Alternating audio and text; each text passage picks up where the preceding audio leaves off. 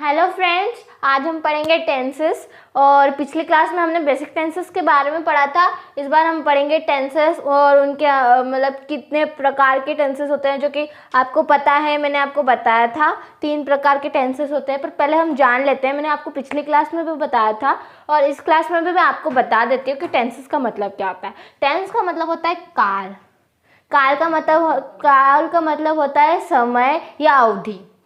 ठीक है, तो इसमें भी 3 प्रकार के टेंसेस आते हैं, वर्तमान काल, भूतकाल और भविष्य काल। कितने? 3। वर्तमान काल, भूतकाल और भविष्य काल।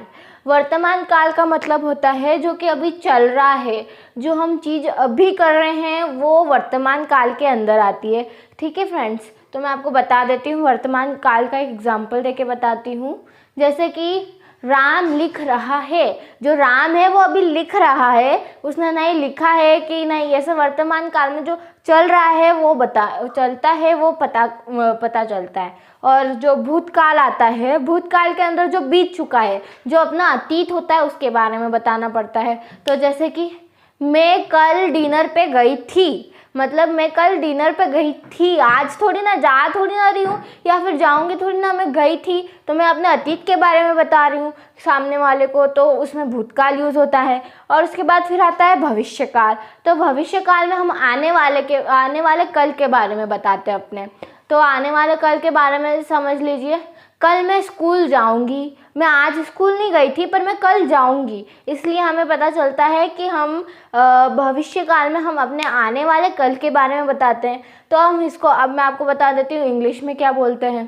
तो इंग्लिश में हम वर्तमान काल को बोलेंगे प्रेजेंट टेंस, भूतकाल को बोलेंगे पास्ट टेंस और भविष्य काल को हम बोलेंगे फ्यूचर टेंस। ठीक है, अब इन्हीं टेंस के अंदर फिर 4 और इनके प्रकार आते हैं, वो हम पढ़ेंगे।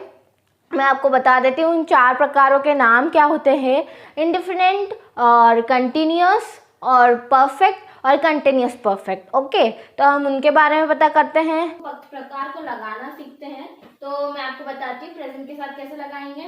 Present indefinite, present continuous, present perfect continuous.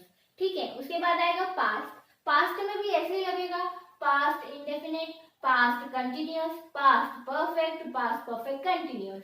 उसके बाद जाएंगे हम फ्यूचर पे। तो फ्यूचर पे भी एज इट इज लगेगा। ठीक है, future indefinite, future continuous, future perfect continuous. तो अब इसमें जो टेंसेस में जो मेन चीज होती है वो मैं आपको बता देती हूँ। जो हम टेंसेस पढ़ते हैं उसमें subject plus object plus verb, ये तीनों चीजें बहुत जरूरी है। और उसमें सबसे ज्यादा चीज जरूरी है वर्ब। तो मैं आपको एक एग्जांपल के साथ बताती हूँ, है ना। मैं फुटबॉल खेलता हूँ। ठीक है, हमने ये लिख दिया, ये सेंटेंस लिख दिया हमने, मैं फुटबॉल खेलता हूँ। अब हम इसको इंग्लिश में ट्रांसलेट करते हैं। मैं को बोलते हैं हम इंग्लिश में आई, फुटबॉल को खेलता हूँ आ जाएगा, तो ये वर्ब है, तो हमने इसको लिख दिया प्ले। और फुटबॉल को हमने एज इट इज लिख दिया, क्योंकि ये तो एक ऑब्जेक्ट है ना, तो ऑब्जेक्ट को हमने लिख दिया फुटबॉल इंग्लिश में। ठीक है, तो अब हम इसमें देखते हैं, मैं क्या है, मैं है सब्जेक्ट, उसके बाद प्ले है एक वर्ब, उसके बाद फुटबॉल क्या है, एक ऑब्जेक्ट है।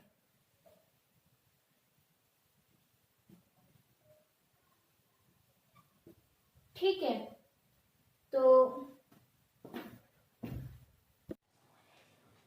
प्रेजेंट इंडेफिनिट टेंस को पहचाना कैसे जा सकता है, अब हम वो सीखते हैं। ठीक है, प्रेजेंट इंडेफिनिट टेंस की पहचान जिसके अंत में ता है, ते है या ती हूँ आता है।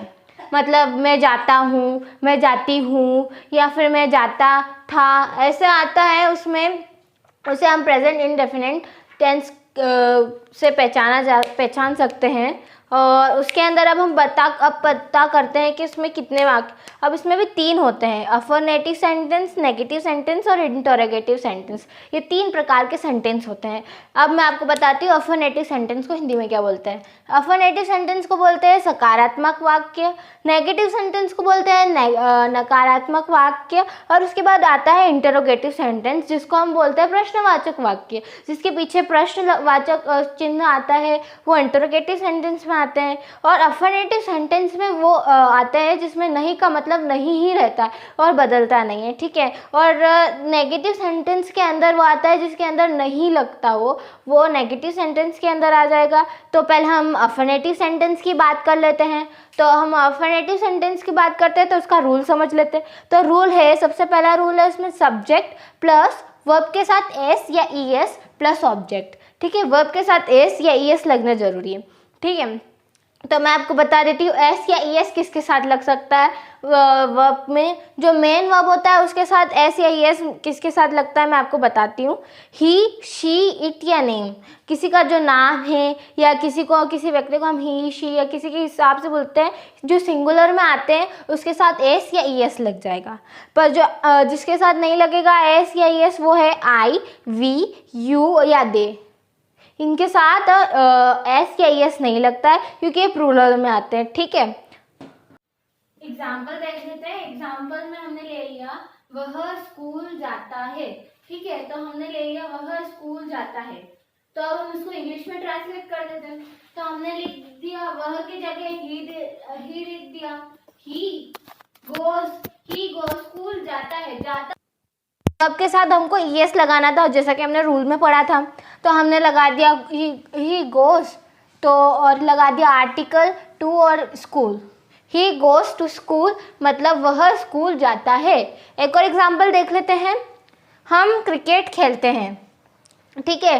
हम क्रिकेट खेलते हैं हमने लिख दिया। तो अब हम इसमें लिखेंगे, हम की जगह हमने यूज़ करा वी, इंग्लिश में हमने यूज़ करा वी। प्ले जो कि वर्ब है जो हमने यूज़ कर लिया प्ले, और क्रिकेट खेल रहा है तो हमने लिख दिया क्रिकेट, ठीक है। तो हमने प्ले के आगे एस और एस क्यों नहीं लगाया है, क्योंकि इसमें प्लूरल है बहुत ज़्यादा, मतलब उसमें सिंगुलर यूज़ हो रहा था, मतलब एक व्यक्ति की बात हो रही थी, पर इसमें बहुत व्यक्तियों की बात हो रही है। तो इस कारण से हमने इसमें है ना एस या एस नहीं लगाया है, ठीक है। मैं अब आपको बता देती हूँ। नेक्स्ट पॉइंट है नेगेटिव सेंटेंस का। तो मैं आपको बताती हूँ नेगेटिव सेंटेंस क्या होता है। नेगेटिव सेंटेंस को हम हिंदी में कहते हैं नकारात्मक शब्द। और नकारात्मक शब्द में आता है जिसमें कि नहीं का यूज़ होता है, मीन्स नहीं यूज़ होता है, वो नकारात्मक शब्द में आते हैं। तो इसका हम रूल पढ़ लेते हैं। तो इसका रूल है subject plus do, does plus not plus verb plus object, ठीक है।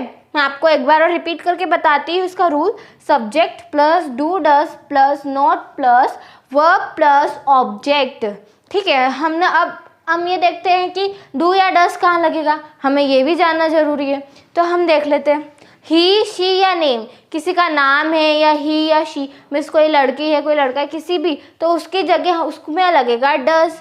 और आई, वी, यू, दे, मीन्स बहुत से लोगों के बारे में या फिर अपने खुद के बारे में बात कर रहे होते हैं ना, तो उसमें लग जाता है डू, ठीक है। तो हम इसका एक एग्जाम्पल देख लेते हैं। एग्जाम्पल है, हमने ले लिया he does not go to school, मतलब वह स्कूल नहीं जाता है, ये हमने ले लिया। तो इसमें हमने यूज़ कर लिया डज, मतलब वह स्कूल नहीं जाता है। ये एक नकारात्मक शब्द है ना, नहीं का यूज़ जो इसमें हो रहा है, नहीं का यूज़ हो रहा है, नॉट आ रहा है ना, ठीक है। अब इसका ले लेते हैं, डू कहाँ यूज़ होगा, इसका हमने एक एग्जाम्पल ले लेते हैं। तो हमने यूज़ कर लिया we do not play together, हमने ये एग्जाम्पल ले लिया। आज की क्लास में हम इतना ही पढ़ेंगे नेगेटिव सेंटेंस के बारे में। अगली क्लास में हम इंटरोगेटिव सेंटेंस के बारे में पढ़ेंगे और कंटिन्यूअस सेंटेंस के बारे में पढ़ेंगे, ठीक है। अगर आपको ये वीडियो पसंद आए तो आप इसे लाइक, शेयर और सब्सक्राइब ज़रूर करें माय डियर फ्रेंड्स।